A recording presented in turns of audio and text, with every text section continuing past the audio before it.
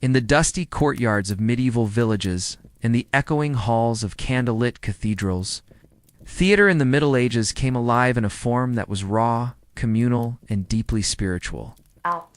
Long before actors strutted across marble-floored stages under golden spotlights, medieval theater unfolded in town squares, churchyards, and grassy meadows. It was as much about devotion and morality as it was about storytelling and entertainment. The theater of that time did not come with velvet curtains or plush seats. Instead, it was fluid, mobile, and surprisingly vibrant, breathing life into religious stories and folk legends alike. Medieval theater didn't begin as a form of secular fun. It was born out of the church. In fact, for a long time, it was the church that held the keys to drama.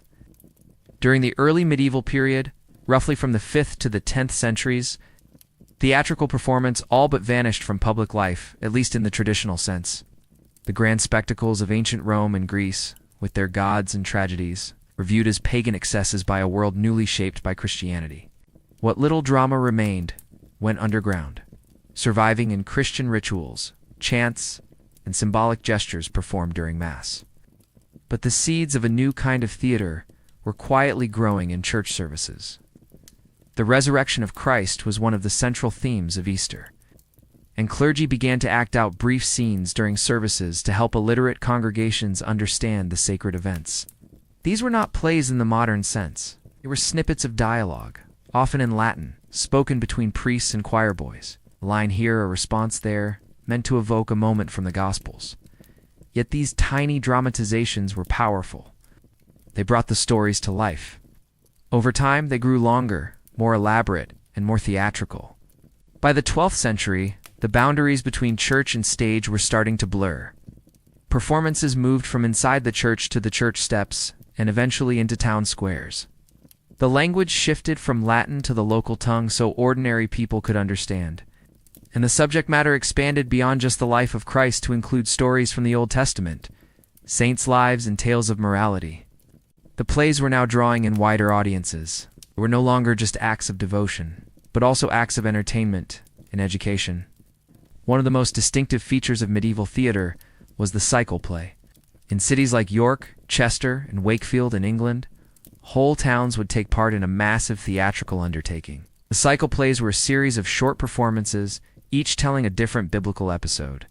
From the creation to the Last Judgment, every scene was brought to life by a different guild. The bakers might perform the Last Supper. The shipbuilders might build and present Noah's Ark. The blacksmiths might forge the nails for the crucifixion. These performances were timed to take place on feast days and religious festivals, with the most famous being the Feast of Corpus Christi. Unlike modern plays that take place on one stage, cycle plays were often performed on pageant wagons. These were movable wooden platforms rolled through the town, stopping at various locations to perform before a waiting crowd. It was a kind of traveling show, where the audience stayed put and the stage came to them. Imagine the sound of wooden wheels rolling over cobblestones, bells chiming in the distance, children scurrying to get a better view, townsfolk pressing close to catch every word. There was excitement, a sense of shared experience. Everyone had a part to play, even if it was just watching. The pageant wagons themselves were feats of ingenuity. They had trapdoors, pulleys, and hidden compartments to create simple special effects. Devils could suddenly appear through smoke. Angels could ascend into the clouds with the help of ropes and counterweights. Hell's Mouth was a favorite feature, often depicted as a monstrous gaping jaw from which fire and screams could emerge. These effects, crude by modern standards, thrilled medieval audiences. They weren't expecting realism. They wanted spectacle, and they got it. In addition to the cycle plays, morality plays became increasingly popular during the later Middle Ages. These were allegorical dramas, where characters personified abstract qualities like virtue, sin, death, and salvation. The most famous of these is Everyman, a tale about a man summoned by death to account for his life. Along the way, he is abandoned by fellowship, goods, and even his own strength, until only good deeds stands by him. These plays were not lighthearted. They were designed to make you think. They urged the viewer to contemplate their own fate and the state of their soul.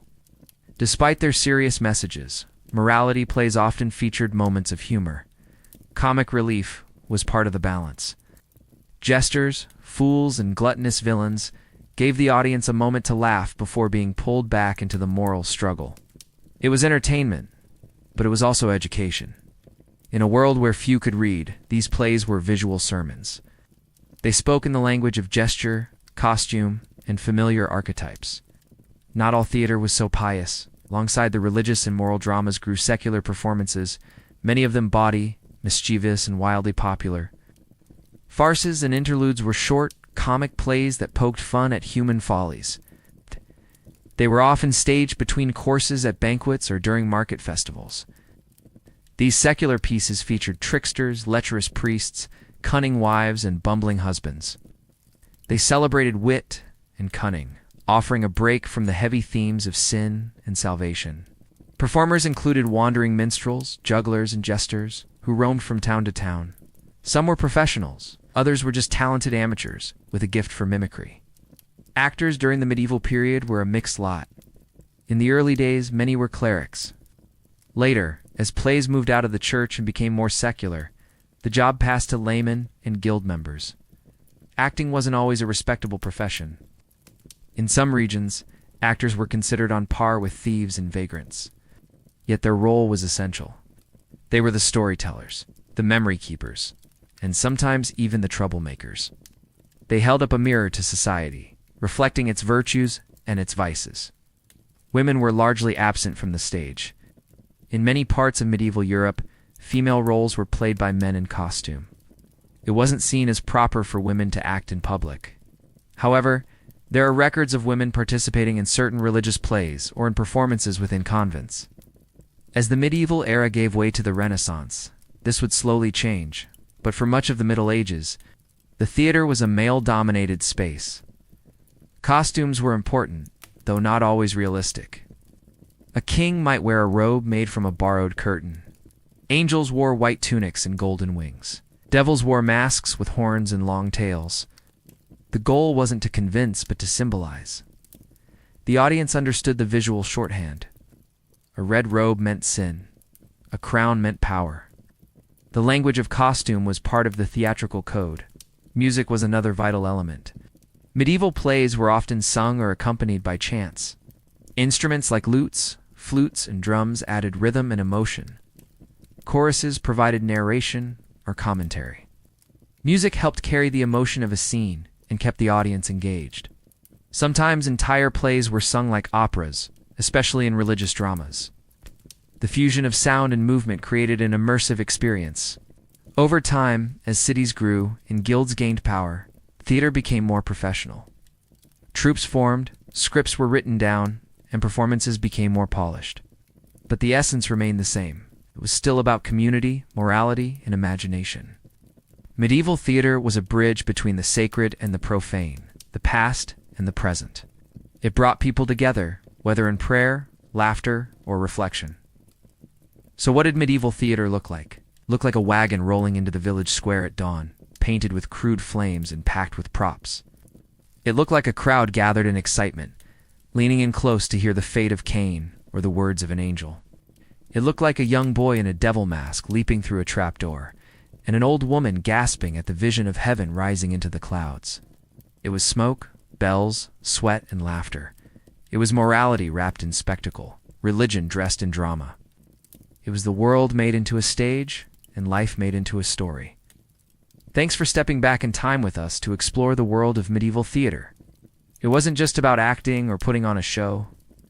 It was about community, belief, and imagination coming together in the most unexpected places. Whether it was a pageant wagon rolling into town, a morality play making people reflect on their choices, or a farce that had everyone laughing until their sides ached.